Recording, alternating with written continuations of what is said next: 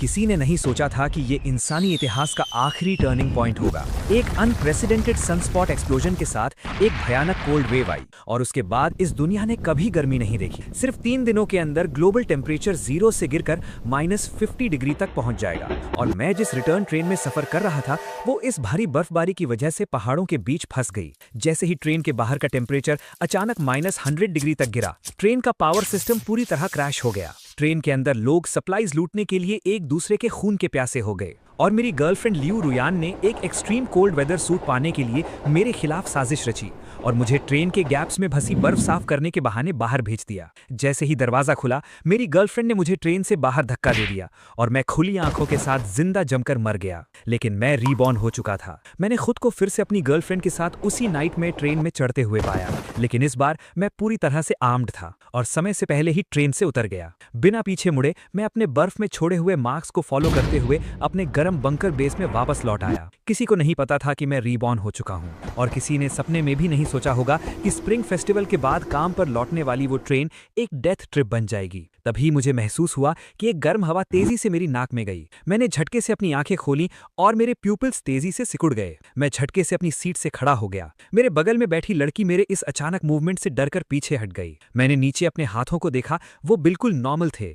उन पर Frost bite और सड़ने के कोई निशान नहीं थे। मैं उस कैबिन के अंदर पागलों की तरह जोर जोर से हंसने लगा। इस लाइफ में मैं सिर्फ सर्वाइव नहीं करूंगा बल्कि उन सभी कमीनों को उनके किए की सजा भी दूंगा। तभी मेरे फोन पर एक मैसेज पॉपअप हुआ। ये लियू रुयान का मैसेज था। हबी, मुझे एक बैग पसंद आया है। ये सिर्फ 28,000 का है और ये एक लिमिटेड एडिशन है। इसे देखकर मुझे अपनी पिछली लाइफ याद आ गई। जब मैंने ये मैसेज देखा था तो मैंने महीनों तक इंस्टेंट नूडल्स खाकर बचाए हुए पैसे और क्रेडिट कार्ड की लिमिट क्रॉस करके उसे पैसे ट्रांसफर किए थे, सिर्फ उसके मुंह से हबी यू आर द बेस्ट सुनने के लिए। लेकिन जब अपोकलिप्स आया तो उसी ने ट्रेन के कैबिन में मुझे आधा बिस्किट देकर मुझे एक यूजलेस लूजर कहा और आखिरी पल में अपने ही हाथों से मुझे मौत के मुंह में धकेल दिया। मैंने फोन में उस मैसेज को देखा और मेरे चेहरे पर एक खतरनाक स्माइल आ गई। 28,000 काफी नहीं है, मैं तुम्हें 50,000 ट्रांसफर कर रहा हूं। जाओ कोई और भी बेहतर बैग खरीद लो। इसके बाद मैंने झूठे वादे करके लियू रुयान को अपने जाल में फंसाया रखा। फिर मैंने अपनी आंखें बंद की और उस लोकेशन को याद करने लगा जहां पिछली लाइफ में वो ट्रेन ब्रेक डाउन होकर रुकी थी। मेरी पिछली लाइफ में एक रूमर था कि उस जगह के पास एक अनमैप्ड डेड वॉल्केनो की दरार है जिसके गहरे अंडरग्राउंड में खौलता हुआ मैग्मा है और वहां हमेशा कांस्टेंट टेम्परेचर रहता है। इस लाइफ में मैं उस पहाड़ को अंदर से खोखला करूंगा और वहां एक असली जियोथर्मल इकोलॉजिकल बंकर बनाऊंगा। इसके बाद मैंने कई लोन ऐप्स खोले। मेरे फोन की नोटिफिकेशन साउंड पागलों की तरह बजने लगी। पूरी स्क्रीन ओटीपी से भर गई और सिर्फ 10 मिनट के अंदर मेरे बैंक अकाउंट का बैलेंस 50,000 से सीधा 1.2 मिलियन हो गया। फिर मैंने अपने नाम के सारे एसेट्स बेचना शुरू कर दिया। मुझे किसी भी कीमत पर 5 दिनों के अंदर एक बहुत बड़ा अमाउंट इकट्ठा करना था। मैं वॉशरूम गया और अपने चेहरे पर पानी मारा। लियू रुयान और इस घटिया दुनिया, अब गेम शुरू हो चुका है। अगले दिन जब मैं ट्रेडिंग सेंटर से बाहर निकला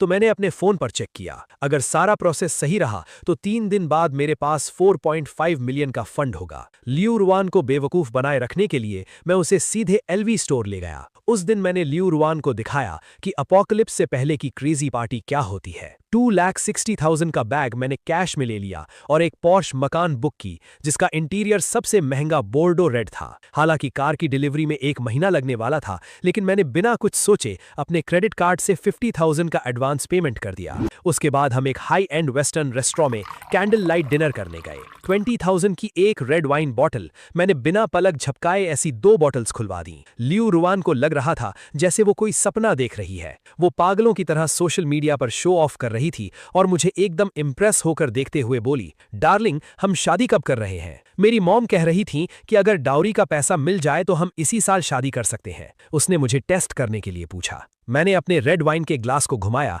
और खिड़की के बाहर नाइट व्यू देखने लगा। मेरी आंखों में एक अजीब सी चमक थी। डाउरी कोई प्रॉब्लम नहीं है, लेकिन मुझे कुछ समय के लिए बिजनेस ट्रिप पर जाना होगा। कंपनी का एक बहुत बड़ा प्रोजेक्ट साउथ वेस्ट माउंटेन्स में चल रहा है। अगर वो सक्सेस हो गया तो डाउरी छोड़ो, मैं तुम्हें फुल कैश पेमेंट में एक विला खरीद कर दूंगा। ये झूठ बोलते वक्त मेरी हार्ट बीट रत्ती भर भी नहीं बदली। लियू रुयान इस वक्त पैसों के नशे में पूरी तरह अंधी हो चुकी थी। उसे मेरे इरादों पर जरा भी शक नहीं हुआ। उसे बस इतना पता था कि उसका एटीएम अब अपग्रेड होकर सीधा मनी प्रिंटिंग मशीन बन गया था। आधी रात को मैंने पूरी तरह नशे में धुत लियू रुयान को उसके रेंट वाले अपार्टमेंट में छोड़ दिया। मैं नीचे खड़ा होकर उसके अपार्टमेंट की लाइट्स देख रहा था। अच्छे से सो जाओ ल्यूरवान। जब तुम उठोगी तो तुम्हें पता चलेगा कि ये दुनिया बदल चुकी है और तुम्हारा असली नाइटमेयर तो बस अभी शुरू हुआ है। अभी कुछ देर पहले ही मेरे फोन पर नोटिफिकेशन आया था। मेरी प्रॉपर्टी मॉर्गेज का बचा हुआ पैसा, कार बेचने का कैश और आखिरी ऑनलाइन लोन का पैसा सब अकाउंट में आ चुका था। अब मेरे पास टोटल लिक्विड फंड 4.68 मिलियन था। इसके तुरंत बाद मैंने एक कैब ली और सीधा एयरपोर्ट निकल गया। सारे सप्लाईज की लिस्ट, इंजीनियरिंग ब्लूप्रिंट्स और वो सबसे इंपॉर्टेंट मैप कोऑर्डिनेट, सब कुछ मेरे दिमाग में छप चुका था। जियांगसेंग में अब सब कुछ सेट हो चुका था। मेरा अगला स्टॉप यूनलिंग था। मुझे साउथ वेस्ट बॉर्डर के पहाड़ों में हेंगदुआन माउंटेन रेंज के एकदम गहराई में जाना था। ये हुआशिया देश का सबसे खतरनाक और ऊबड़ खाबड़ इलाका था। एक हेवीली मॉडिफाइड जीप रैंगलर पत्थरों से भरी पहाड़ी सड़क पर मुश्किल से आगे बढ़ रही थी। मैं स्टीयरिंग व्हील पकड़े सनग्लासेस पहने किसी बाज की तरह आसपास के इलाके को स्कैन कर रहा था। पैसेंजर सीट पर एक टोपोग्राफिक मैप रखा था जिस पर रेड पेन से एक बहुत ही नॉर्मल से दिखने वाले एरिया को सर्कल किया गया था। योनलिंग नॉर्थ रोड K3। मैंने कार में मैप को देखते हुए खुद से कहा, मेरी पिछली लाइफ की मेमोरीज के हिसाब से वो K109 ट्रेन यहाँ से ठीक 40 किलोमीटर आगे यिंगजुइया ब्रिज पर जाकर रुकी थी। मेरे दिमाग में पिछली लाइफ का वो खौफनाक सीन फिर से चलने लगा। उस वक्त स्नो स्टॉर्म की वजह से पहाड़ ब्लॉक हो गए थे, ट्रेन की पावर कट गई थी और हजारों लोग उस जमी हुई ट्रेन में फंस गए थे। कुछ लोगों ने ट्रेन छोड़कर भागने की कोशिश की। वो उस बर्फीले तूफान में किसी तरह पहाड़ के बीच तक पहुंचे और जब वो वापस आए तो वो पागलों की तरह कह रहे थे कि उन्होंने वहां गर्म भाप छोड़ता हुआ एक हेवन देखा है। लेकिन वो पागल इंसान बच नहीं पाया और अगले ही दिन जमकर मर गया। पर मरने से पहले उसने जो डायरेक्शन बताई थी वो जमकर मरने वाले मेरे इस दिमाग में हमेशा के लिए छप गई थी। अभी एकदम पीक समर का टाइम था और पहाड़ों का टेम्परेचर 35 डिग्री तक था। मेरी कार सड़क के आखिरी एंड तक पहुंच चुकी थी और अब सामने सिर्फ लकड़हारों का बनाया हुआ एक कच्चा और कीचड़ भरा रास्ता बचा था। मैंने कार रोकी और अपना पहले से तैयार टैक्टिकल बैकपैक पहन लिया। उसमें एक drone, infrared thermometer, geological probe और एक बड़ी सी मशीटी रखी थी। मैं अपनी ऑफ रोड गाड़ी वहीं छोड़कर पैदल ही उस घने जंगल के अंदर चला गया। मैं अपनी मशीटी चलाते हुए बड़ी मुश्किल से अपने लिए रास्ता बना रहा था। मेरा हर एक कदम मेरी बहुत ज्यादा एनर्जी खींच रहा था, लेकिन मैं किसी बिना थकने वाली मशीन की तरह आगे बढ़ रहा था। मेरी आंखों में एक खतरनाक डिटर्मिनेशन थी। 2 घंटे बाद मैं एक बहुत ही खड़ी पहाड़ी की चोटी पर पहुंच गया। मैंने अपना ड्रोन निकाला और उसे तुरंत हवा में उड़ा दिया। ड्रोन तेजी से नीले आसमान में गया और उसका HD कैमरा आसपास के 5 किलोमीटर के एरिया का लाइव फुटेज मेरे रिमोट कंट्रोल की स्क्रीन पर भेजने लगा। मैंने रिमोट स्क्रीन पर infrared thermal imaging mode on किया। मेरा ड्रोन पहाड़ के पीछे वाले अंधेरे हिस्से की तरफ उड़ने लगा। जैसे ही ड्रोन ने एक घने कोहरे को पार किया, स्क्रीन की फुटेज अचानक से कांपने लगी। सिग्नल में बहुत ज्यादा इंटरफेरेंस हो रहा था। ये देखकर मेरे चेहरे पर खुशी आ गई और मैंने जॉयस्टिक से उसे और आगे बढ़ाया। अगले ही पल जैसे ही ड्रोन उस घने कोहरे से बाहर निकला, मेरे हाथ में मौजूद डिस्प्ले स्क्रीन पर उस डार्क और ठंडे कलर टोन के बीच अचानक से एक बहुत बड़ा और चमकता हुआ डार्क रेड एरिया दिखाई देने लगा। उस घाटी के एकदम अंदर एक बहुत बड़ा नेचुरल केव एंट्रेंस था। उस गुफा के आसपास के पेड़ पौधे एक अजीब से डार्क ग्रीन कलर के थे। इंफ्रारेड मोड में भी साफ देखा जा सकता था कि गुफा के अंदर से भयंकर गर्म हवाओं की लहरें बाहर निकल रही हैं, जिससे वहां एक साफ अपड्राफ्ट पिलर बन रहा था। मेरे डिस्प्ले स्क्रीन पर टेम्परेचर रीडिंग पागलों की तरह बढ़ रही थी। अंदर का एस्टिमेटेड टेम्परेचर 60 डिग्री सेल्सियस के ऊपर था। यही वो जगह थी जिसे मैं ढूंढ रहा था, मेरी फ्रोजन अपोकलिप्स में मेरी नोआज आर्क। ये एक नेचुरल जियोथर्मल वेंट था जो सीधे गहरे मैग्मा से जुड़ा हुआ था। अगर इसे सही से मॉडिफाई किया जाए तो बाहर चाहे एब्सोल्यूट जीरो टेम्परेचर ही क्यों ना हो, इस गुफा के अंदर हमेशा वसंत का मौसम रहेगा। हालांकि ड्रोन ने उसे देख लिया था, लेकिन वहां तक पैदल पहुंचने में मुझे पूरे 3 घंटे और लग गए। जब मैं फाइनली उस विशाल गुफा के एंट्रेंस पर खड़ा था, तब तक सूरज ढल चुका था। गुफा के अंदर से सल्फर की एक बहुत ही स्ट्रॉन्ग स्मेल आ रही थी। गुफा का एंट्रेंस लगभग 10 मीटर ऊंचा और 20 मीटर चौड़ा था, जिसके दोनों तरफ बेहद मजबूत ग्रेनाइट पत्थर थे। यह एक नेचुरल बंकर स्ट्रक्चर था जो किसी भी नॉर्मल अर्थक्वेक या बॉम्बिंग को आसानी से झेल सकता था। मैंने अपना गैस मास्क पहना, अपनी स्ट्रॉन्ग फ्लैशलाइट ऑन की और बहुत ही सावधानी से अंदर गया। मैं जितना अंदर जा रहा था, टेम्परेचर उतना ही बढ़ रहा था। मेरे पैरों के नीचे के पत्थर इतने गर्म थे कि पैर जल रहे थे। मेरे कानों में पानी के बहने की आवाज आ रही थी। गुफा के लगभग 100 मीटर अंदर जाने के बाद मुझे एक बहुत बड़ा एरिया दिखा जो एक फुटबॉल ग्राउंड जितना बड़ा था। गुफा की छत से अनगिनत अजीबोगरीब स्टैलेक्टाइट्स लटक रहे थे और उस गुफा के बिल्कुल बीचों बीच एक प्राकृतिक हॉट स्प्रिंग पूल बना हुआ था जिसमें से भाप निकल रही थी। उसका पानी इतना साफ था कि नीचे तक सब दिख रहा था और वो एक हल्के नीले रंग की चमक दे रहा था। मैंने अपने ग्लव्स उतारे, नीचे बैठा और अपना हाथ पानी में डाला। पानी का टेम्परेचर लगभग 42 डिग्री था। ये टेम्परेचर सिर्फ हीटिंग के काम ही नहीं आएगा, बल्कि इसे रोजमर्रा के कामों के लिए भी इस्तेमाल किया जा सकता है और फिल्टर करके पिया भी जा सकता है। ये हॉट स्प्रिंग वाटर मिनरल से भरा हुआ था और इस जियोथर्मल हीट से बिजली भी बनाई जा सकती थी। और हॉट स्प्रिंग पूल के ठीक पीछे एक एकदम फ्लैट और खुला एरिया था, जहां की मिट्टी काली और बहुत ज्यादा फर्टाइल लग रही थी। वो सालों से जियोथर्मल भाप की वजह से बना एक स्पेशल माइक्रो इकोलॉजिकल एनवायरनमेंट था। यहाँ आलू, शकरकंद और सब्जियां उगाई जा सकती थीं। बस मुझे कुछ full spectrum plant grow lights लगानी होंगी, फिर मुझे रोशनी और टेम्परेचर की कोई टेंशन नहीं रहेगी। मैंने अपना मास्क हटाया और वहां की नमी से भरी गर्म हवा में गहरी सांस ली। ये मेरा किंगडम था। तभी मैंने देखा कि गुफा के एक कोने में एक पतली सी दरार थी जो सीधे बाहर की तरफ जा रही थी और उसका मुंह एकदम नीचे वाली घाटी की तरफ था। वहां से मैं उस घाटी के ऊपर बने उस रेलवे ब्रिज को एकदम साफ देख सकता था, जो उस K109 ट्रेन का इकलौता रास्ता था। कोऑर्डिनेट्स और एनवायरनमेंट कंफर्म करने के बाद मैंने 1 मिनट भी बर्बाद नहीं किया। मैंने तुरंत अपना सैटेलाइट फोन निकाला और एक नंबर डायल किया। ये एक प्राइवेट इंजीनियरिंग टीम थी जिसे मैंने यहां आने से पहले डार्क वेब फोरम के जरिए कांटेक्ट किया था। मैंने उन्हें मेरी रिक्वायरमेंट्स के हिसाब से कंस्ट्रक्शन शुरू करने का ऑर्डर दे दिया। फोन काटने के बाद मैं अपने सामने मौजूद भाप छोड़ते उस अंधेरे एबिस को देखने लगा। सबसे मुश्किल पहला कदम मैं उठा चुका था। अब आने वाले 4 महीने मौत के साथ एक पागलों वाली रेस होने वाले थे। मैंने उस खाली हवा में देखते हुए कहा, लियू रुयान, अपने इस आखिरी समर को अच्छे से एंजॉय कर लो। जब तुम एक ब्रांडेड बैग खरीदकर खुद पर गर्व कर रही होगी, तब तक मैं तुम्हारे लिए एक शानदार कब्र खोद चुका हूंगा। 3 महीने बाद का समय। यूनलिंग के गहरे पहाड़ों में एक भारी धमाके की आवाज गूंज उठी। गुफा के एंट्रेंस को एक्सप्लोजिव्स की मदद से डायरेक्शनल ब्लास्ट करके चौड़ा कर दिया गया था। इंजीनियरिंग टीम का दाढ़ी वाला बॉस लेजी अपना धूल से भरा सेफ्टी हेलमेट उतारते हुए अपने चेहरे का पसीना पोंछ रहा था। वो मेरे पास आया जहां मैं एक फोल्डिंग चेयर पर बैठकर ब्लूप्रिंट्स देख रहा था। लेजी ने एक सिगरेट जलाई और बोला, बॉस लॉन्ग, आपको जो एक्सपेंशन चाहिए था वो हो गया है। वो बीच में आने वाला बसॉल्ट पत्थर मेरी सोच से कहीं ज्यादा मजबूत था। मेरे दर्जनों ड्रिल बिट्स बर्बाद हो गए। सच कहूं तो मैंने 20 साल इंजीनियरिंग का काम किया है।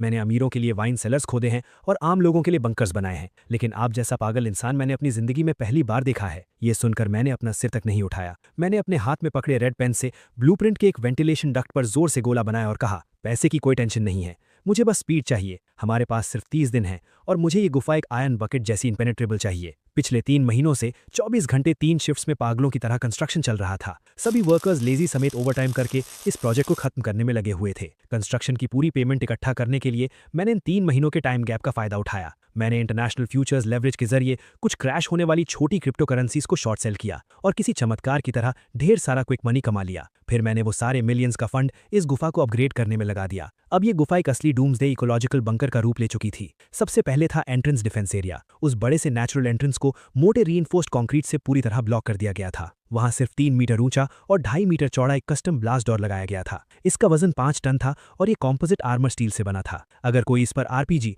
रॉकेट लॉन्चर से भी हमला करे तो भी इस पर एक खरोच लाने के लिए उसे कम से कम दर्जनों रॉकेट्स फायर करने पड़ेंगे। दरवाजे के पीछे एक 20 मीटर लंबा एस शेप्ड बफर कॉरिडोर था। ये सिर्फ ठंडी हवाओं को रोकने के लिए नहीं था, बल्कि किसी हमले के दौरान क्रॉस फायर पॉइंट्स बनाने के लिए डिजाइन किया गया था। कॉरिडोर के दोनों तरफ की दीवारों में high voltage power grid interfaces और पेपर स्प्रे नोजल्स फिट किए गए थे। कॉरिडोर पार करते ही एनर्जी कोर एरिया आता था, जो पूरे बेस का दिल था। वहां 2 high power geothermal generator sets की टेस्टिंग चल रही थी, जो जमीन की गहराई से आने वाली एंडलेस हीट एनर्जी को इलेक्ट्रिसिटी में कन्वर्ट कर रहे थे। उसके और अंदर जाने पर लिविंग और प्लांटिंग एरिया था। उस नेचुरल हॉट स्प्रिंग पूल को वैसे ही रखा गया था, बस उसके आसपास एंटी स्लिप और एंटी कोरोजन लकड़ी का फ्लोर बिछा दिया गया था। हॉट स्प्रिंग की भाप को हीट एक्सचेंज सिस्टम के जरिए बहुत ही प्रिसीजन के साथ गुफा के कोने कोने तक भेजा जा रहा था और सेंट्रल एसी सिस्टम के जरिए पूरे बंकर में 26 डिग्री का आरामदायक कांस्टेंट टेम्परेचर मेंटेन किया गया था। पूल के पास वाली काली मिट्टी पर पहले ही 3 टियर हाइड्रोपोनिक रैक्स लगा दिए गए थे। High intensity full spectrum plant grow lights ने उस जगह को दिन की तरह रोशन कर दिया था। और गुफा के सबसे अंदर,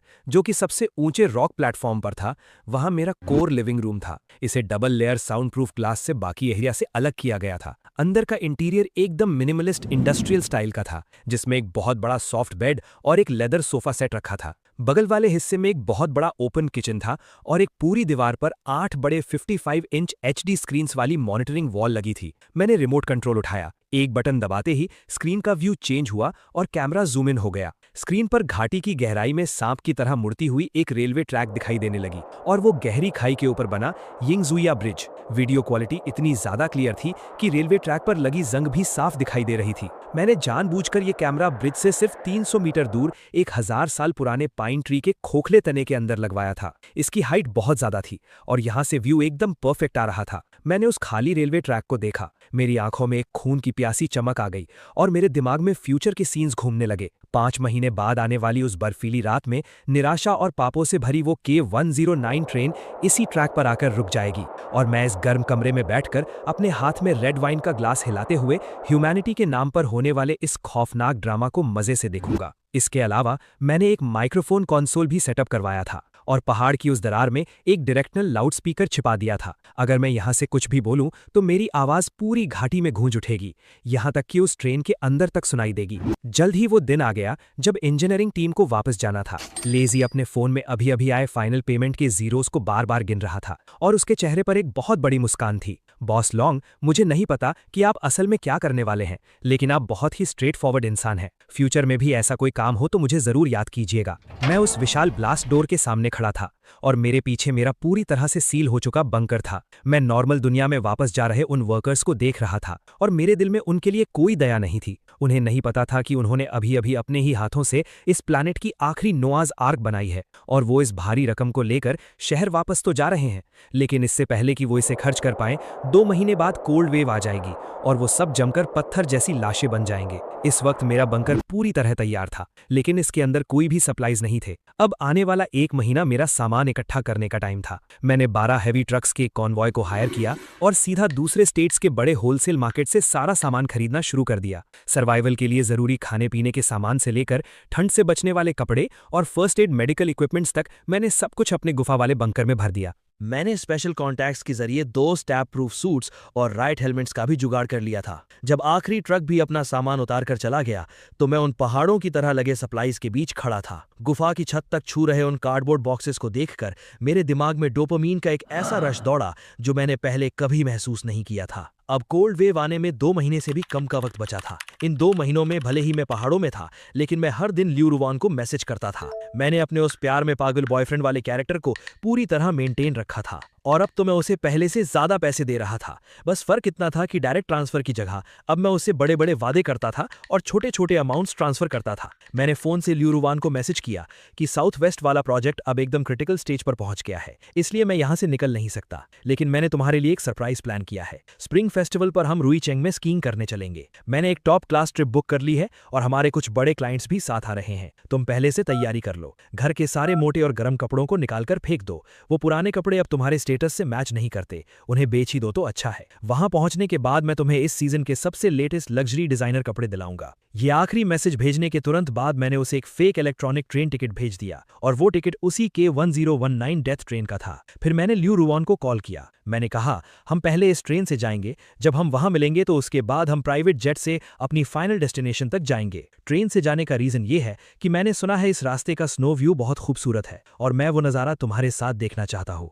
और हाँ, अपनी मॉम, डैड और अपने भाई को भी साथ ले आना। आखिर स्प्रिंग फेस्टिवल का टाइम है, पूरी फैमिली को एक साथ होना चाहिए। सारे खर्चे मैं उठाऊंगा। फोन के उस पार ल्यू रुवान को मानो वो खूबसूरत स्नो व्यूज सच में दिखने लगा था। हबी, तुम तो मेरे लिए भगवान जैसे हो। मैं अभी अपनी मॉम को बताती हूँ, वो लोग तो खुशी से पागल हो जाएंगे। फोन काटने के बाद मैं वापस अपने किचन में गया और अपने लिए स्टेक बनाने लगा। जमने वाली इस बंजर दुनिया में सिर्फ मैं ही इकलौता हंटर हूँ और मैं ही इकलौता ऑडियंस हूँ। ये कोल्ड वेव का शो अब बस शुरू होने वाला था। जल्द ही वो समय आ गया। कोल्ड वेव आने से सिर्फ 48 घंटे पहले बाहर का टेम्परेचर अब -18 डिग्री सेल्सियस तक गिर चुका था। 2 दिन बाद ठीक इसी वक्त सनस्पॉट एक्सप्लोड होगा और पहली super cold wave northern hemisphere को अपनी चपेट में ले लेगी। टेम्परेचर रातों रात -50 डिग्री के भी नीचे गिर जाएगा और इस वक्त ल्यू रुवान मेरे उसी पुराने रेंट वाले अपार्टमेंट में रह रही थी। मैंने उस घर में पहले ही पिनहोल कैमरास लगा दिए थे, इसलिए ल्यू रुवान की हर एक हरकत पर मेरी पैनी नजर थी। स्क्रीन पर ल्यू रुवान ने एक off shoulder silk night gown पहना हुआ था। -डिग्रीज वाली इस ठंडी रात में वो 30 डिग्रीज पर एसी चलाकर सोफे पर बैठकर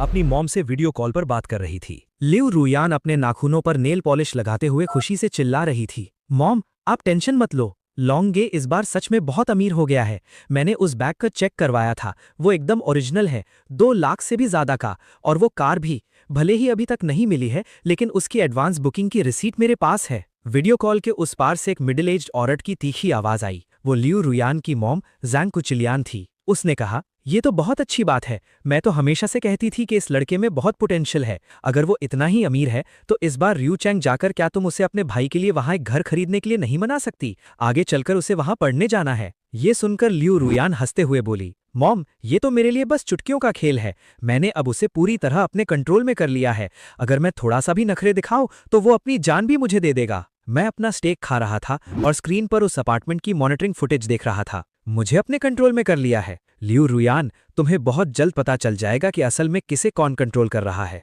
फिर मैंने अपना फोन उठाया और लियू रुयान को एक मैसेज भेजा, डार्लिंग, मैं ट्रांजिट की फॉर्मेलिटीज पूरी करने के लिए पहले ही कुनचैंग पहुंच गया हूं। परसों मैं K1019 ट्रेन में तुम लोगों का इंतजार करूंगा। फोन साइड में रखकर मैं अपने लॉकर रूम में गया और अपने इक्विपमेंट चेक करने लगा। जब मुझे उस ट्रेन में बैठकर ही उन लोगों को मौत के घाट उतारना है तो मेरी तैयारी भी एकदम परफेक्ट होनी चाहिए। मुझे ऐसा दिखना था कि उन पर शक भी ना हो और मुझे भयानक ठंड से भी बचना था। मैंने 3 लेयर्स वाली हाईटेक थर्मल इनर्स पहने। उसके ऊपर से एक बहुत ही नॉर्मल सी दिखने वाली ब्लैक विंड ब्रेकर जैकेट पहन ली। लेकिन इस जैकेट का इनर लाइनर -40 डिग्री की जानलेवा ठंड को भी आसानी से रोक सकता था। इसके अलावा मेरे बैकपैक के सीक्रेट पॉकेट्स में ठंड से बचने के कुछ बहुत जरूरी आइटम्स रखे थे और वो सबसे इंपॉर्टेंट इंफ्रारेड सिग्नल ट्रांसमीटर भी था। जैसे ही मैं ट्रेन से कूदकर भागूंगा, ये ट्रांसमीटर उस भयंकर बर्फीले तूफान में मुझे मेरे घर का रास्ता दिखाएगा। सब कुछ रेडी होने के बाद मैंने उस गुफा के स्टील डोर को खोला।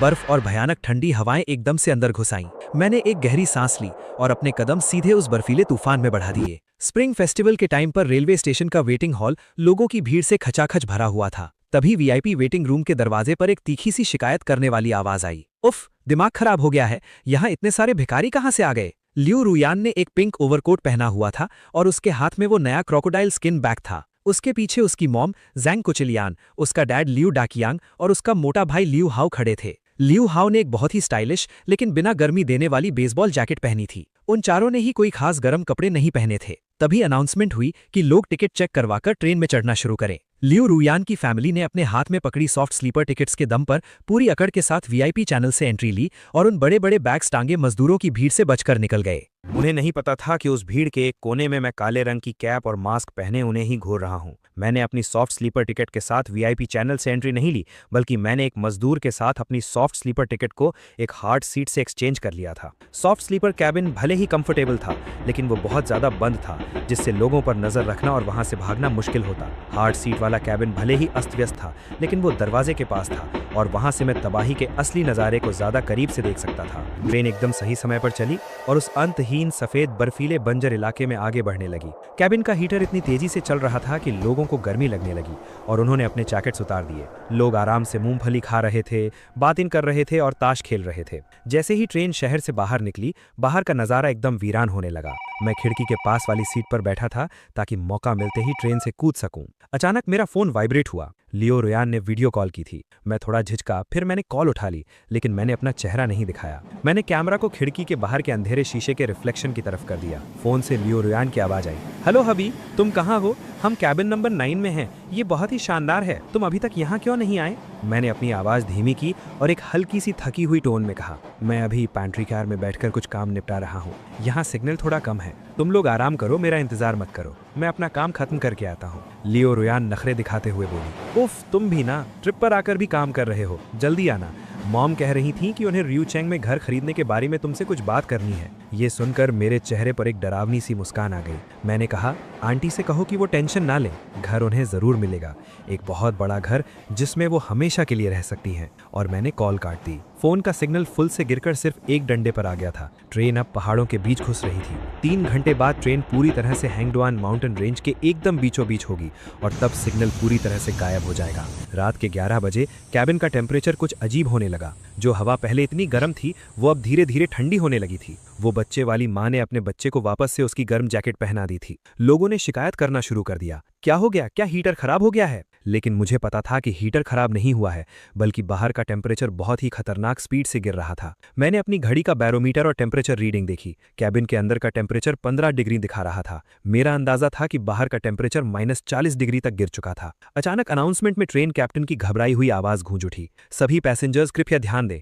आगे भारी बर्फीले तूफान और ओवरहेड वायर्स पर बर्फ जमने की वजह से ट्रेन की स्पीड को टेम्पररली कम किया जा रहा है। मैंने अपनी आस्तीन में छुपे खंजर को छुआ और मेरी आंखें एकदम तेज हो गईं। मैं महसूस कर सकता था कि ट्रेन के पहियों और ट्रैक के बीच का फ्रिक्शन बहुत भारी हो गया है। वो बर्फ थी जो ट्रेन को आगे बढ़ने से रोक रही थी और ट्रेन अब पहाड़ पर चढ़ रही थी। ठीक सामने जिंगजुया क्लिफ वाला रास्ता था, जो कि मेरी तय की हुई फाइनल डेस्टिनेशन थी। कैबिन की लाइट्स अचानक जोर जोर से फ्लिक करने लगी और फिर एक झटके में बंद हो गईं। इमरजेंसी लाइट्स तुरंत चालू हो गईं, जो एक बहुत ही डरावनी सफेद रोशनी दे रही थी। अगले ही पल ट्रेन ने बहुत जोर से ब्रेक मारा, जिसकी भयानक आवाज गूंज उठी।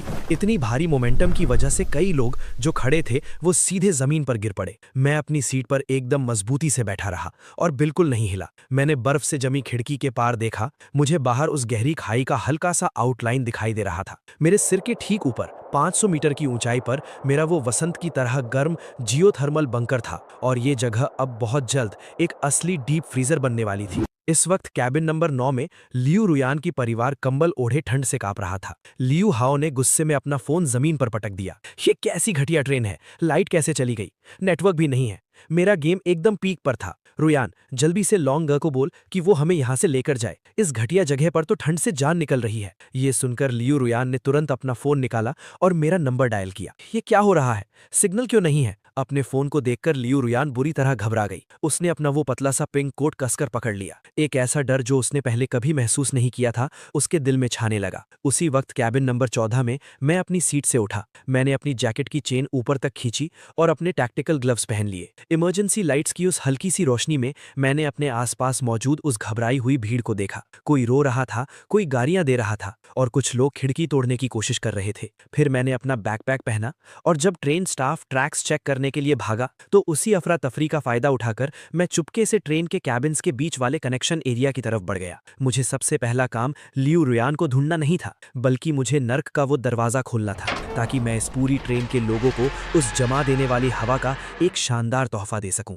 जब भयानक ठंड इंसानियत से टकराएगी, सिर्फ तभी उनके नकली भाईचारे का ये पतला सा पर्दा पूरी तरह से फटेगा। कुछ ही देर में बैटरी खत्म होने की वजह से कैबिन की इमरजेंसी लाइट्स भी बंद हो गईं। टेम्परेचर अब एक बेहद खौफनाक लेवल तक गिर चुका था। मैं खिड़की के पास एक कोने में सिकुड़कर बैठ गया। मेरे शरीर की एक एक मसल एकदम टाइट थी। मेरे शरीर पर मौजूद ग्राफीन हीटेड इनरवेयर अपनी पहली बैटरी की पावर इस्तेमाल कर रहा था और लगातार मिलने वाली वो गर्माहट मेरे ऑर्गन्स को उस जमा देने वाली ठंड से बचा रही थी। मेरे बगल वाला वो बच्चा अब रो भी नहीं पा रहा था, बस वो बहुत धीमी सी आवाज में पानी मांग रहा था। उस जवान माँ ने पूरी निराशा के साथ अपना थर्मस खोला, लेकिन उसने देखा कि अंदर रखा हुआ गर्म पानी आधे घंटे पहले ही जमकर पत्थर बन चुका था।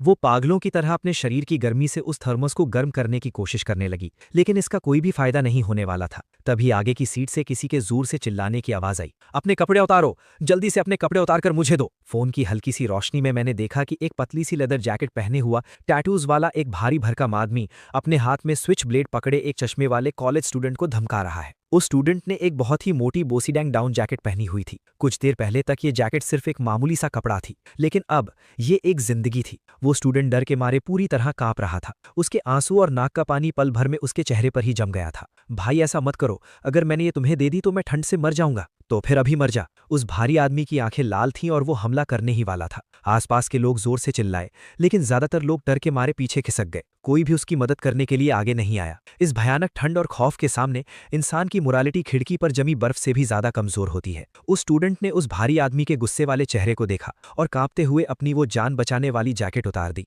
उस आदमी ने झटके से वो जैकेट छीनी और तुरंत पहन ली और सुकून से एक लंबी सांस ली। और वो स्टूडेंट, जिसकी आखिरी सुरक्षा उससे छीन ली गई थी, अपनी बाहों को लपेटे सीट के नीचे सिकुड़ गया। 10 मिनट से भी कम समय में उसकी बाहों और बालों पर सफेद बर्फ जम गई। वो बर्फीला तूफान तेजी से उसके शरीर को चीर रहा था। उसका शरीर कुछ देर जोर से कांपा और फिर वो हमेशा के लिए शांत हो गया। मैं एक तरफ बैठे एकदम ठंडे दिमाग से ये सब देख रहा था। मेरे हाथ मेरी जेब में थे और मैंने अपने मिलिट्री शॉवल के हैंडल को कसकर पकड़ा हुआ था। मेरा सबसे पहला काम ये था कि मैं खुद अगला शिकार न बनूं। उसी वक्त कैबिन नंबर 9 में लियू रुयान की फैमिली का हाल भी बहुत बुरा था। लियू रुयान 2 कंबलों में लिपटी हुई थी, फिर भी ठंड से उसके होंठ नीले पड़ चुके थे। लियू हाओ ने कैबिन के सारे तकिए अपने ऊपर डाल रखे थे। अचानक लियू हाओ को कुछ याद आया। वो झटके से बैठा और बोला, बहन, मुझे अभी याद आया, हमारे बगल वाले कैबिन में जो बुढ़ा है, मैंने देखा था कि वो अपने साथ मिलिट्री कोट्स का एक पूरा बड़ा सा बक्सा लेकर आया है। लियू रुयान की आंखों में एक चमक आ गई। लालच की वो चमक उस भयानक ठंड से भी ज्यादा तेज थी। ये सुनते ही पास बैठे लियू डाचियांग ने तुरंत अपना धर्मस उठाया।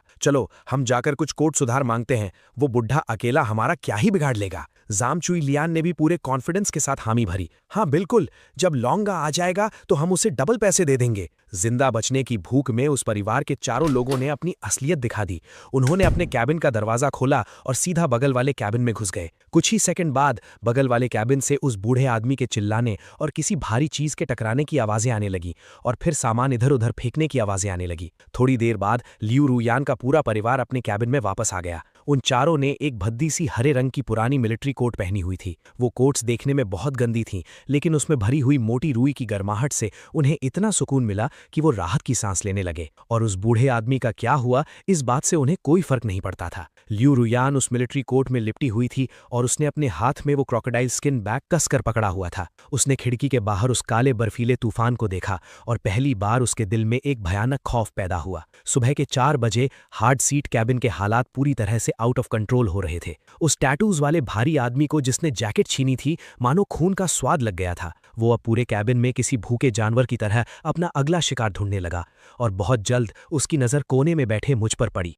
रीजन बहुत सिंपल है। भले ही मैं देखने में नॉर्मल लग रहा था, लेकिन मैं बहुत ज्यादा काम था और मैंने जो विंड ब्रेकर जैकेट पहनी थी वो भले ही पतली लग रही थी, लेकिन उसका मटेरियल एकदम प्रीमियम था। सबसे इंपॉर्टेंट बात यह थी कि मेरे पैरों के पास एक पूरा भरा हुआ टैक्टिकल बैकपैक रखा था। उस भारी आदमी की इंट्यूशन कह रही थी कि उस बैग के अंदर खाने का सामान है। वो भारी आदमी अपने 2 नए बने चमचों के साथ झूमता हुआ मेरे पास आया। ए लड़के, अपना बैग खोल, हमें चेक करना है। हमें शक है कि तू कोई इलीगल सामान लेकर आया है। आसपास की भीड़ तुरंत पीछे हट गई और वहां एक खाली स्पेस बन गया। वो बच्चे वाली माँ इतनी डर गई थी कि उसने अपने बच्चे का मुंह बंद कर लिया। मैंने धीरे से अपना सिर उठाया और अपनी जैकेट के अंदर से एक मिलिट्री शवल निकाली। अगले ही सेकंड मेरी उस मिलिट्री शवल ने पास रखी टेबल को चकनाचूर कर दिया और टेबल के पास रखी कुर्सी भी कटकर 2 टुकड़ों में बट गई। वो दोनों चमचे और उनका बॉस मेरी ये पावर देखकर डर के मारे सुन्न पड़ गए। मैंने सिर्फ एक वर्ड कहा, दफा हो जाओ, और वो दोनों चमचे अपने बॉस को लेकर घिसटते हुए दूसरे कैबिन में भाग गए। मैंने अपने चारों तरफ देखा और जिस किसी की भी मुझसे आई कांटेक्ट हुई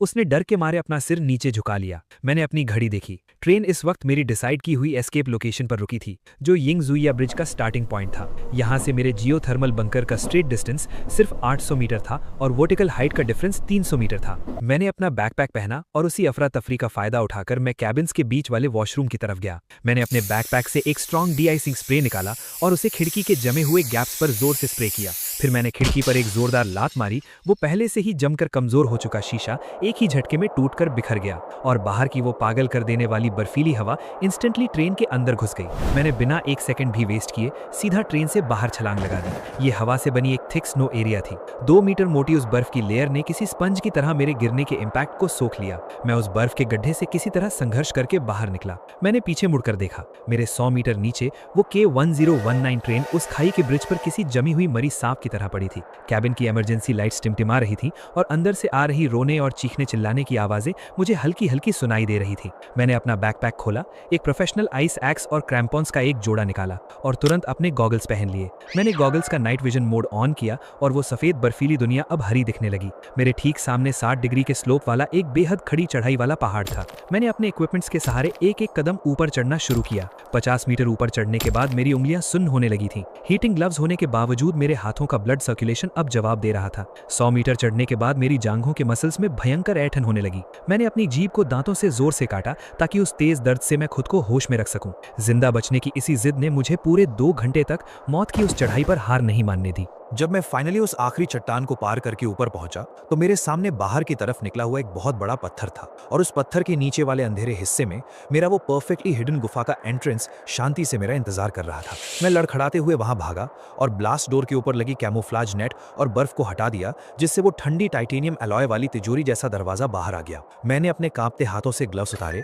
और ठंड से नीली पड़ चुकी अपनी हथेली को स्कैनर पे रखा। फिर मैं आइरिस स्कैनर के पास गया और बर्फीली हवाओं से आंखों में होने वाली चुभन को बर्दाश्त करते हुए अपनी आंखें बड़ी बड़ी खोलकर रखी। हाइड्रोलिक सिस्टम की एक भारी आवाज के साथ वो 5 टन का ब्लास्ट डोर धीरे धीरे खुला और उसमें एक दरार जैसी जगह बन गई। मैंने अपनी बची खुची सारी एनर्जी लगाई और उसके अंदर घुस गया। अगले ही पल मेरे पीछे वाला वो ब्लास्ट डोर ऑटोमेटिक सेंसर से बंद हो गया और उसने उस हड्डियां गला देने वाली ठंड को हमेशा के लिए बाहर रोक दिया। मैं जमीन पर गिर पड़ा और जोर जोर से हाँफने लगा। थोड़ी ही देर में मैंने अपना दूसरा एयरटाइट दरवाजा खोला और अपने मेन लिविंग एरिया में चला गया। अंदर का रूम टेम्परेचर 26 डिग्री था।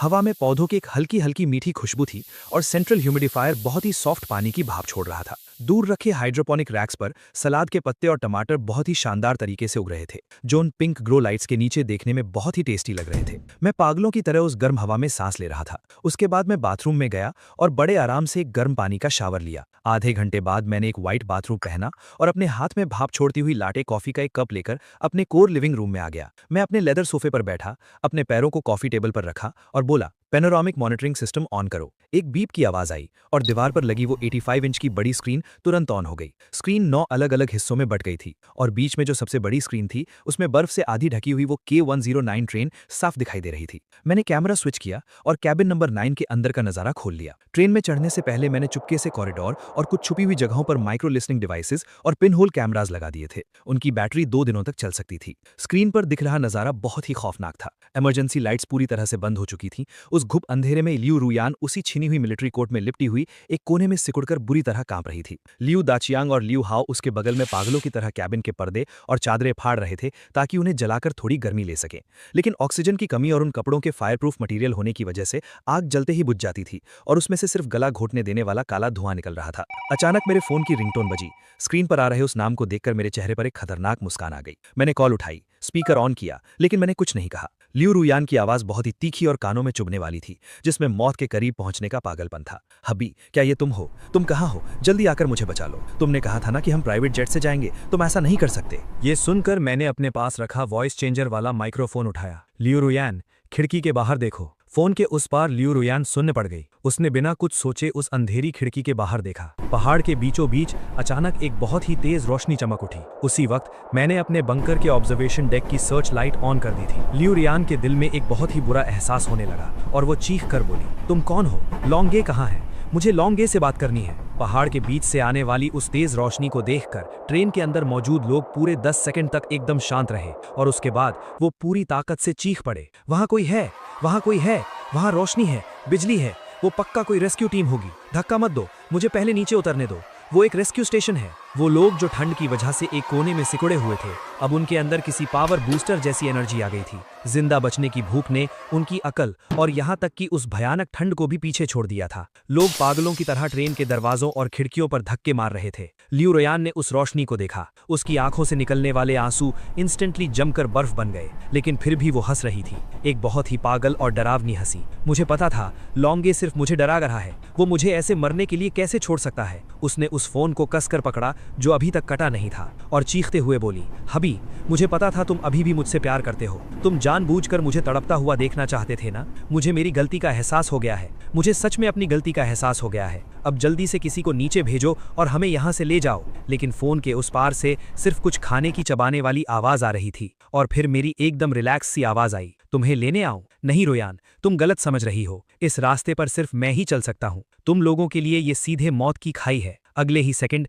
मैंने फोन काट दिया। इस वक्त तक कुछ हट्टे कट्टे आदमियों ने मिलकर ट्रेन का दरवाजा तोड़ दिया था। बर्फीली हवा का तूफान तुरंत अंदर घुसा और दरवाजे के पास खड़े लोगों को उड़ाकर पीछे फेंक दिया। लेकिन इस चीज ने भी भीड़ के पागलपन को कम नहीं किया। सैकड़ों लोग काली चींटियों की तरह एक दूसरे को धक्का देते हुए ट्रेन से कूदने लगे और अपनी कमर तक गहरी बर्फ में गिर गए। उन्होंने सिर उठाकर पहाड़ की तरफ देखा। वो वार्म येलो लाइट वाला बंकर ठीक उनके सिर के ऊपर था और उसका स्ट्रीट डिस्टेंस सिर्फ कुछ 100 मीटर ही लग रहा था। लेकिन रियलिटी ने उनके मुंह पर एक करारा तमाचा मारा। ट्रेन वाले यिंगजुइया ब्रिज से लेकर मेरे बंकर के एंट्रेंस तक 70 डिग्री की एक बहुत ही खड़ी ग्रेनाइट की चट्टान थी, और वो चट्टान बर्फ की एक बहुत मोटी लेयर से ढकी हुई थी। ये एक आइस आर्मर था जो बारिश और बर्फ के गिरने से इंस्टेंटली जमकर बना था। सबसे आगे वो भारी आदमी था जिसने जैकेट छीनी थी। उसने बर्फ पर पैर रखकर ऊपर चढ़ने की कोशिश की। पहले 20 मीटर तक वो किसी तरह अपने हाथ पैर मारकर ऊपर चढ़ गया, लेकिन 20 मीटर पर बर्फ की लेयर पतली हो गई और उसके नीचे छिपी हुई एकदम चिकनी बर्फीली चट्टान बाहर आ गई। उसके नॉर्मल स्पोर्ट शूज उस जमीन पर बिल्कुल ग्रिप नहीं बना पाए।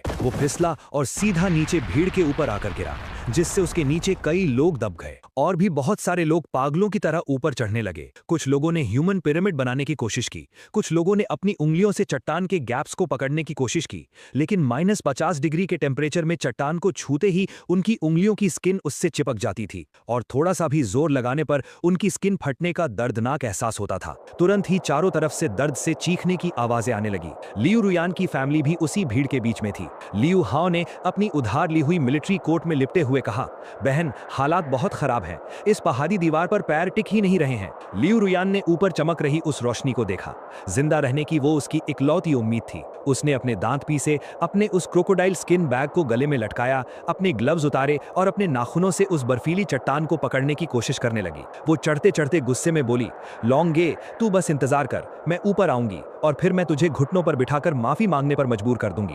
इस नफरत के पागलपन की वजह से वो सच में 30 मीटर तक ऊपर चढ़ गई, लेकिन ठीक उसी वक्त घाटी के एकदम अंदर से एक भयानक बर्फीला तूफान आया। उस हवा की स्पीड लेवल 12 के हरिकेन जितनी थी। उस हवा ने चट्टान पर लटके हुए उन दर्जनों लोगों को किसी तिनके की तरह उड़ा दिया। अचानक लियू रुयान को अपना शरीर एकदम हल्का लगने लगा और वो पूरी तरह आउट ऑफ कंट्रोल होकर नीचे गिरने लगी। वो बर्फ की ढलान पर टकराते और लुढ़कते हुए नीचे आई और आखिर में जमीन पर पड़ी गहरी बर्फ में जोर से गिरी। एक बहुत तेज दर्द उसके पूरे शरीर में फैल गया। उसे लगा कि उसकी कम से कम 2 पसलियां टूट गई हैं। और सबसे बुरी बात तो ये थी कि जब उसने अपना सिर उठाया तो उसने देखा कि बंकर की बैल्कनी पर मेरा एक बहुत बड़ा प्रोजेक्शन बन रहा था जो मेरी वीडियो दिखा रहा था। स्क्रीन पर मैं अपना व्हाइट बाथरोब पहने, एक हाथ में रेड वाइन का ग्लास लिए हुए था और मेरे ठीक सामने एक गर्म भाप छोड़ता हुआ हॉट पॉट रखा हुआ था। मैंने मीट का एक पीस उठाया, सेसेमे सॉस में डुबोया और अपने मुंह में रख लिया। मेरे चेहरे पर एक गजब का सुकून था। मुझे ऐसे मजे से हॉट पॉट खाते देखकर उस -50 डिग्री की खौफनाक ठंड में खड़े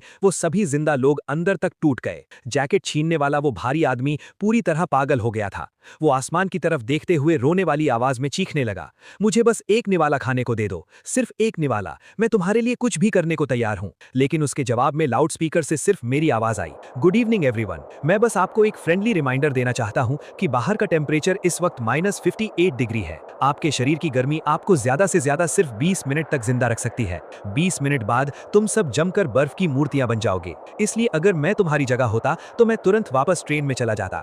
हालांकि वहां भी मौत पक्की है, लेकिन कम से कम वहां मरने के बाद तुम्हारी लाश तो पूरी रहेगी। कमरे में बैठा मैं अपना हॉट पॉट खाते हुए बोला, और हाँ मिस लियू रुयान, तुम्हारी पसलियां कैसी हैं? मैंने अभी तुम्हें नीचे गिरते हुए देखा था। वो गिरने का स्टाइल बिल्कुल भी क्लासी नहीं था और तुम्हारे उस क्रोकोडाइल स्किन बैग के साथ तो बिल्कुल भी मैच नहीं कर रहा था। इस वक्त लियू रुयान को इतना गंदा फील हो रहा था मानो उसे सबके सामने नंगा कर दिया गया हो। अब फाइनली भीड़ का दिमाग ठिकाने आ गया था, या यूं कहें कि मौत के डर ने उनके लालच को हरा दिया था। जो लोग कुछ देर पहले एक दूसरे को धक्का देकर पहाड़ पर चढ़ रहे थे, अब वो वापस ट्रेन में घुसने के लिए एक दूसरे को कुचलने लगे। लियू दाकियांग आधी मरी हुई लियू रुयान को घसीट रहा था और जैंग चुईलियान गालियां बक रहे लियू हाओ को खींच रही थीं। ये पूरा परिवार किसी तरह घिसटते हुए वापस कैबिन में पहुंच गया। मैंने प्रोजेक्टर बंद किया, अपनी चॉपस्टिक्स नीचे रखे और बोला, सिस्टम डेटा रिपोर्ट करो। तुरंत ही कमरे में सिस्टम की आवाज गूंजी। बाहर का टेम्परेचर -60 डिग्री तक गिर चुका है। ट्रेन एरिया में जिंदा लोगों की गिनती लगातार कम हो रही है। पिछले 1 घंटे के अंदर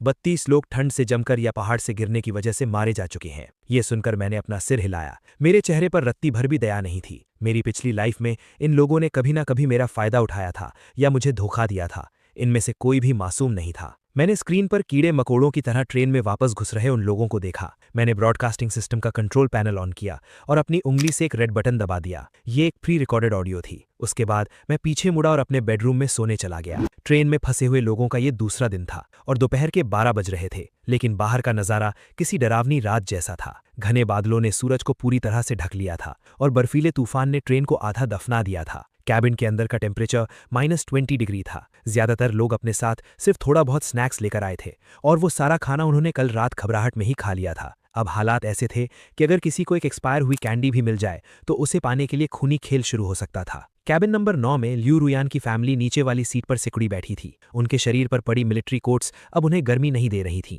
डर के मारे आए पसीने से वो कोट्स अंदर तक गीली हो चुकी थीं और अब वो जमकर बर्फ की एक मोटी चादर बन चुकी थीं जो उनके शरीर से एकदम सख्त रूप में चिपकी हुई थी। लियू हाउ सिकुड़ कर लेटा था और उसका चेहरा किसी लाश की तरह सफेद था। उसके होंठ फटकर लहूलुहान हो चुके थे। उसने पिछले 10 घंटे से कुछ नहीं खाया था। जैंग चुइलियान लय होते हुए अपने बेटे के सिर पर हाथ फेरा और फिर उसने बहुत ही गुस्से से लियू रुयान की तरफ देखा। रुयान, तेरे बैग में कुछ खाने को बचा है क्या? कोई च्युइंगम ही दे दे। लियू रुयान ने कमजोरी से अपना सिर ना में हिलाया। उसकी पसलियों का दर्द इतना भयंकर था कि उसे सांस लेने में भी दिक्कत हो रही थी। नहीं बचा, सच में कुछ नहीं है। आखिरी चॉकलेट का पीस भी भाई ने छीन कर खा लिया था। जांग चुलियन पूरी बेशर्मी से चीखी। वो तेरा भाई है, वो अभी बढ़ रहा है, उसने खा ली तो क्या हुआ? और तेरा वो बैग, उस क्रोकोडाइल स्किन बैग में हिडन पॉकेट्स भी तो हैं, उसमें ढूंढ। लियू रुयान ने अपने बैग को अपनी छाती से चिपका लिया। वो बैग उसकी आखिरी इज्जत थी और इस बात का सबूत था कि शायद मैं अभी भी उससे प्यार करता हूँ। मॉम, आप डैड से क्यों नहीं पूछती?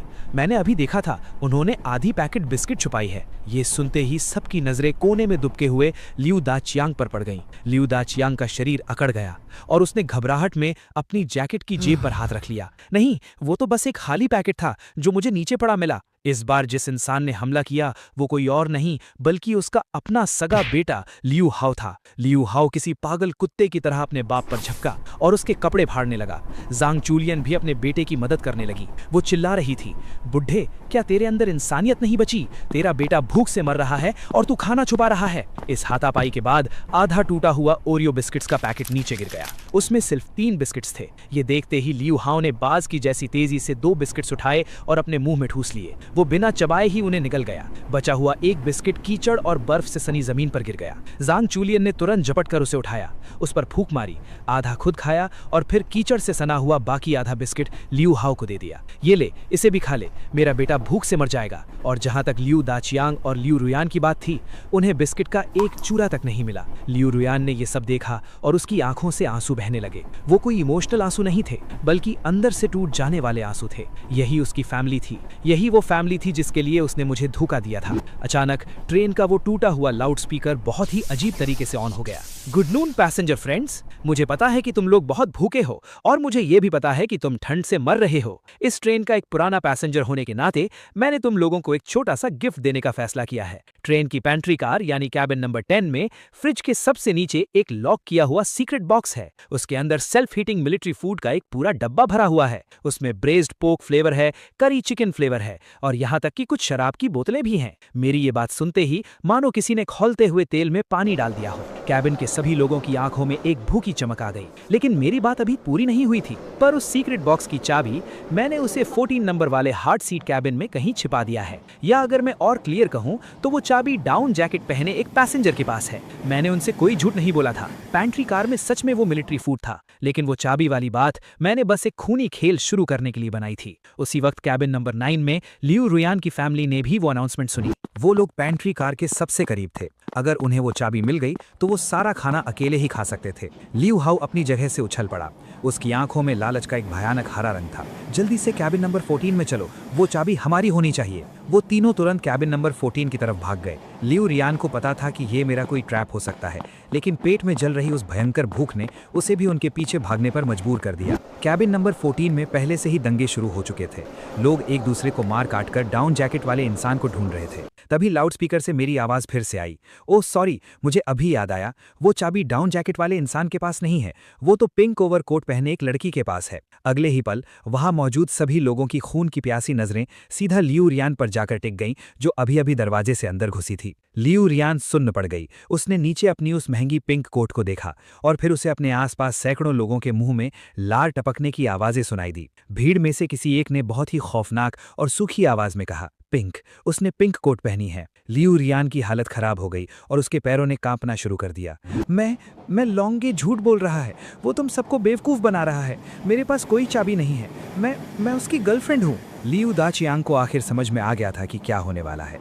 वो जोर से चिल्लाया, रुयान भागो। लेकिन वो अपनी बेटी को बचाने के लिए आगे नहीं आया, बल्कि वो पीछे मुड़ा और अपनी जान बचाने के लिए कैबिन नंबर 9 की तरफ भाग गया। जैंग चुइलियान भी चीखी और उसने लियू हाओ का हाथ पकड़कर भीड़ के बीच से भागने की कोशिश की। मौत के इस खौफनाक मंजर में उनका वो नकली परिवार उस खिड़की के पतले शीशे से भी ज्यादा कमजोर साबित हुआ। अकेले छूट जाने के डर ने लियू रियान के अंदर जिंदा बचने का एक खूंखार जानवर जगा दिया। उसने झटके से अपनी वो महंगी पिंक कोट उतारी और उस भारी आदमी के मुंह पर दे मारी ताकि वो उसे चकमा दे सके। उस आदमी ने कोट नीचे फेंकी और अपनी कुल्हाड़ी पास वाली सीट पर दे मारी, जिससे चिंगारियां निकली। ये औरत मुझे चकमा दे रही है, पकड़ो इसे, जो इसे पकड़ेगा उसे मैं मीट का एक पीस दूंगा। उसका इतना कहना था और पूरा कैबिन किसी भूखे भेड़ियों के झुंड में बदल गया। जो लोग भूख से मरने वाले थे वो सब किसी एनर्जी बूस्ट की तरह उसके पीछे भागने लगे। लियू रियान गिरते पड़ते दोनों कैबिन्स के बीच वाले हिस्से में पहुंची, लेकिन वहां पहुंचकर उसके पैरों तले जमीन खिसक गई। कैबिन नंबर 9 का दरवाजा अंदर से लॉक था। बर्फ से जमे उस शीशे के आर पार उसने देखा कि उसका अपना बाप लियू दाचियांग और भाई हाओ पूरी ताकत लगाकर दरवाजे का हैंडल पकड़े खड़े थे। लियू रियान पागलों की तरह शीशे पर धक्के मारने लगी और बहुत ही भयानक आवाज में रोते हुए चीखी, डैड, हाओ हाओ, दरवाजा खोलो, मैं हूं, पीछे लोग मुझे मारने आ रहे हैं, जल्दी दरवाजा खोलो, मुझे अंदर आने दो। दरवाजे के पीछे लियू हाओ का वो मासूम चेहरा अब किसी शैतान की तरह डरावना हो गया था। उसने शीशे के उस पार से चिल्ला पर कहा, यहाँ मत आ, वो लोग तुझे पकड़ना चाहते हैं, तू हमें भी मरवा देगी। लियू दाचियांग ने भी अपना सिर नीचे कर लिया। उसमें अपनी बेटी से आंख मिलाने की हिम्मत नहीं थी, बस वो अपना कंधा दरवाजे से टिकाकर उसे रोके हुए था। रुयान, अपनी फैमिली के लिए तू अपनी जान दे दे, वैसे भी लॉन्गे को तुझसे ही दुश्मनी है। लियू रुयान के पीछे उन भूखे जानवरों के कदमों की आवाजें बहुत करीब आ चुकी थीं। ठीक उसी वक्त जैंग चुलियन, जो धीमे दौड़ने की वजह से पीछे रह गई थी, वो भी वहीं फंस गई। उसने अपने पति और बेटे के साथ अंदर जाने की कोशिश की थी, लेकिन उन्होंने बहुत ही बेरहमी से उसे भी बाहर ही छोड़ दिया। हमेशा दूसरों पर चिल्लाने वाली वो घमंडी औरत इस वक्त एक कोने में दुबक कर कांप रही थी। जैंग चुलियन ने रोते हुए लियू रुयान का हाथ पकड़ा। रुयान, अब क्या होगा? वो लोग आ गए। उस भारी आदमी का साया दरवाजे पर दिखाई दिया। उसके पीछे खून के प्यासे उन पागलों की पूरी भीड़ थी। लियू रुयान उस ठंडे दरवाजे से चिपक कर खड़ी थी। अब उसके पीछे हटने की कोई जगह नहीं थी। अचानक उसकी नज़र अपने बगल में खड़ी अपनी माँ जैंग चुलियन पर पड़ी। पिछली लाइफ में ट्रेन के दरवाजे पर उसने अपनी जान बचाने के लिए मुझे धक्का दे दिया था, और इस लाइफ में मौत के इस दरवाजे पर हिस्ट्री खुद को एकदम उसी तरह से रिपीट कर रही थी। इससे पहले कि जैंग चुलियन कुछ समझ पाती, लियू रुयान ने झटके से अपने हाथ आगे किए, अपनी माँ के कंधे पकड़े और अपनी पूरी ताकत लगाकर उसे उस भारी आदमी की तरफ धक्का दे दिया। जैसे ही वो आदमी जैंग चुलियन से टकरा कर रुका, उसी पल का फायदा उठाकर लियू रुयान पागलों की तरह वॉशरूम की तरफ भागी और अपनी कोहनी से शीशे को चकनाचूर कर दिया। उस शीशे में पहले से ही दरारें थीं। वो बिना कुछ सोचे उस टूटी हुई खिड़की से अंदर घुस गई और उस कमजोर से प्लास्टिक के दरवाजे को अंदर से लॉक कर लिया। दरवाजे के बाहर से जैंग चुलियन की मौत की खौफनाक चीखें आने लगीं। उसके बाद हड्डियां कटने की वो डरावनी आवाजें आईं और खाने के लिए लड़ते हुए उस खूंखार भीड़ की चीखें गूंजने लगीं। लियू रुयान उस छोटे से वॉशरूम में टॉयलेट सीट के पास सिकुड़कर बैठ गई और अपने दोनों हाथों से अपने कान कसकर बंद कर लिए। पहाड़ के उस बंकर में बैठा मैं ये सब देख रहा था। मेरी आंखें हैरानी से बड़ी हो गईं। मैंने अपना वाइन ग्लास नीचे रखा और एक भारी आवाज में बोला, वाह, क्या शानदार परफॉर्मेंस थी। लियू रुयान, तुम आज भी उतने ही बेरहम और खूंखार हो जितनी पिछली लाइफ में थी। ट्रेन में फंसे हुए आज तीसरा दिन हो चुका था और सुबह का टाइम था। मेरी आवाज ट्रेन के लाउडस्पीकर से फिर से गूंजी, गुड मॉर्निंग सर्वाइवर्स। मैंने कल रात कैमराज में वो सब देखा जो यहाँ हुआ था। सच में मैं बहुत हैरान हूँ। खास तौर पर मिस लियू रुयान का वो धक्का, वो सर्वाइवल इंस्टिंक्ट का एकदम टेक्स्ट बुक एग्जाम्पल था। और मिस्टर लियू हाओ का अपने ही परिवार के मुंह पर दरवाजा बंद करना, वो तो सच में गजब था। आग के पास बैठे लियू रुयान, लियू दाचियांग और लियू हाओ एक साथ कांप उठे। लियू रुयान ने झटके से अपना सिर उठाया और छत पर लगे उस स्पीकर को घूरने लगी। मेरी आवाज में एक हंसी थी। क्या तुम्हें बहुत अजीब नहीं लग रहा? सच तो ये है कि वो मिलिट्री फूड का डब्बा कभी था ही नहीं और ना ही कोई चाबी थी। उस वक्त तुम लोगों का दिमाग काम करना बंद कर चुका था। तुम बस बहुत भूखे थे और तुम्हें कुछ खाने का या फिर किसी इंसान को ही खा जाने का बस एक बहाना चाहिए था। लियू हाओ अचानक पागल हो गया। उसने अपना सिर पकड़ लिया और जोर जोर से चीखने लगा, चुप हो जाओ, बस करो, लौंगे, मैं तुम्हें जान से मार दूंगा। लियू हाओ ने अभी अभी जो खाया था वो उसके पेट में उबलने लगा। एक बहुत ही भयानक उल्टी की फीलिंग से वो जोर जोर से उल्टियां करने लगा। उसके पेट से जो बाहर आया वो बिना पचा हुआ कच्चा मीट था। मेरी आवाज ट्रेन के लाउडस्पीकर से गूंजती रही। आने वाले 1 महीने तक टेम्परेचर -80 डिग्री तक रहने वाला है। जब ट्रेन की आखिरी कुर्सी भी जल जाएगी, गर्मी और खाना पूरी तरह खत्म हो जाएगा, तब तुम लोग किसे खाने वाले हो? मेरी आवाज में एक बहुत ही चालाक सा जहर था। मिस्टर लियू दाचियांग, आप बहुत बूढ़े हो चुके हैं। आपका मीट बहुत सख्त होगा, शायद कोई उसे खाना पसंद ना करे। लेकिन लियू हाओ, तुम तो एकदम यंग हो, तुम्हारी स्किन भी बहुत सॉफ्ट है, पक्का सबसे पहले तुम्हें ही चुनेंगे। और रही बात लियू रुयान की, तुम बहुत चालाक और बेरहम हो, मुझे पूरा यकीन है कि तुम आखिर तक जिंदा रहोगी। आखिर तुमने तो अपनी सगी माँ को ही मार डाला। मेरी बात खत्म होते ही मैंने बंकर के कंट्रोल रूम से माइक्रोफोन बंद कर दिया। मैंने स्क्रीन पर देखा कि लियू हाओ बहुत ही खौफ और शक भरी नजरों से अपनी बहन और अपने बाप को देख रहा था, और लियू रुयान बहुत ही डरावनी नजरों से अपने भाई की गर्दन को घूर रही थी। उनके बीच का वो खूनी शक अब पैदा हो चुका था। इस बंद ट्रेन के बर्फीले ताबूत में अब कोई फैमिली नहीं थी, सिर्फ जिंदा रहने के लिए इंसानी खाने का स्टॉक था। मैंने वाइन कैबिनेट से एक बहुत ही प्रीमियम तिरामिसू केक निकाला, एक सिल्वर स्पून से उसका एक पीस काटा और खाया। उसकी वो मिठास और हल्का कड़वापन बिल्कुल मेरे इस रिवेंज के टेस्ट जैसा था। मैंने कंट्रोल रूम को ऑर्डर दिया, सिस्टम, ट्रेन की बची हुई पावर सप्लाई भी कट कर दो और मेरे बंकर की सारी एक्सटर्नल लाइट्स भी ऑफ कर दो। बंकर के ऊपर से ट्रेन पर पड़ रही वो तेज रोशनी झटके से बंद हो गई और वो पूरी दुनिया एक बार फिर से एक कभी ना खत्म होने वाले घुप अंधेरे में डूब गई। मैं अपने उस बड़े से फ्लोर टू सीलिंग शीशे के पास गया और बाहर उस गहरे काले बर्फीले बंजर इलाके को देखने लगा। रीबॉर्न होने के बाद से पिछले 5 महीनों में मैं हर एक दिन बस इसी पल के लिए जी रहा था। अब मेरा बदला पूरा हो चुका है। जिन लोगों ने मुझे दर्द दिया था वो अब मौत से भी बदतर सजा काट रहे हैं, लेकिन मुझे अंदर से कोई खालीपन फील नहीं हो रहा था, क्योंकि अपोकलिप्स तो अभी बस शुरू हुआ है। ये ट्रेन तो बस एक बहुत छोटा सा हिस्सा है। दूर के शहरों में उस अंतहीन बंजर जमीन पर शायद और भी बहुत सारे खतरे और चैलेंजेस मेरा इंतजार कर रहे हैं। K109 ट्रेन को फंसे हुए पूरे 17 दिन हो चुके थे। आधे महीने तक तबाही मचाने के बाद आज फाइनली वो बर्फीला तूफान रुक गया था। लेकिन ये कोई राहत नहीं थी, बल्कि ये तो एक और भी खौफनाक सजा की शुरुआत थी। आसमान में एक बहुत ही डरावना और ठंडा सूरज लटक रहा था, जिसमें रत्ती भर भी गर्मी नहीं थी। हवा इतनी ठंडी थी मानो वो जमकर पत्थर बन गई हो। बाहर का टेम्परेचर -85 डिग्री तक गिर चुका था और जमीन पर बर्फ 4.5 मीटर गहरी थी। तभी एक बहुत ही एडवांस मशीन के चलने की आवाज ने घाटी के उस सन्नाटे को तोड़ा। बंकर का ब्लास्ट डोर धीरे धीरे खुला। मैंने अपनी पोलर कोल सूट पहनी हुई थी और बाहर आया। मैंने बहुत सारा पैसा खर्च करके पोलर रिसर्च टीम से एक fully covered exoskeleton extreme weather suit खरीदा था। एक काले रंग की हाईटेक बॉडी ने मुझे पूरा ढका हुआ था। हेलमेट के शीशे पर नीले रंग का डेटा चमक रहा था। सूट के अंदर लगी माइक्रोन्यूक्लियर बैटरी मेरे पूरे शरीर के हीटिंग सिस्टम और पावर बूस्टर को चला रही थी। इस वजह से इस जमा देने वाली दुनिया में भी मेरे शरीर का टेम्परेचर 36 डिग्री था और मैं एकदम नॉर्मल तरीके से चल फिर सकता था। इसके साथ ही मेरी पीठ पर एक हाई प्रेशर स्नाइपर राइफल टंगी हुई थी और मेरे हाथ में कार्बन फाइबर की एक ट्रैकिंग स्टिक थी। आज न्यू ईयर का पहला दिन था। मैंने सोचा कि बाहर टहल कर आऊं और साथ ही अपने उन पुराने दोस्तों को न्यू ईयर विश भी कराऊं। मैंने अपने एक्सोस्केलेटन का स्की मोड ऑन किया और उस बर्फीले पहाड़ से तेजी से नीचे फिसलने लगा। कुछ ही मिनटों में मैं यिंगजुइया ब्रिज के ऊपर पहुंच गया। वो बहुत बड़ा रेलवे ब्रिज अब पूरी तरह से बर्फ से ढक चुका था और वो चमकते हुए शीशे जैसा एक आइस ब्रिज बन चुका था। और वो K109 ट्रेन अब सिर्फ एक धुंधले से साई जैसी लग रही थी। लगभग पूरी ट्रेन बर्फ के नीचे दफन हो चुकी थी। सिर्फ कैबिन नंबर 9 का एक छोटा सा कोना बाहर दिख रहा था, जो किसी कब्र के पत्थर जैसा लग रहा था। मैंने अपने हेलमेट का ब्रीदिंग वाल्व एडजस्ट किया और कैबिन नंबर 9 की खिड़की के पास गया। खिड़की पहले ही टूट चुकी थी और उस पर बर्फ जमी हुई थी। मैंने अपना हीटिंग फंक्शन वाला मैकेनिकल हाथ आगे किया, खिड़की पर जमी बर्फ को पिघलाया और देखने के लिए एक छोटा सा छेद बनाया। मैंने अपनी स्ट्रॉन्ग फ्लैशलाइट ऑन की और अंदर देखा। उस तेज रोशनी ने अंदर के घुप अंधेरे को चीर दिया और जो नजारा मैंने देखा उसे देखकर मेरी आंखें फटी रह गईं।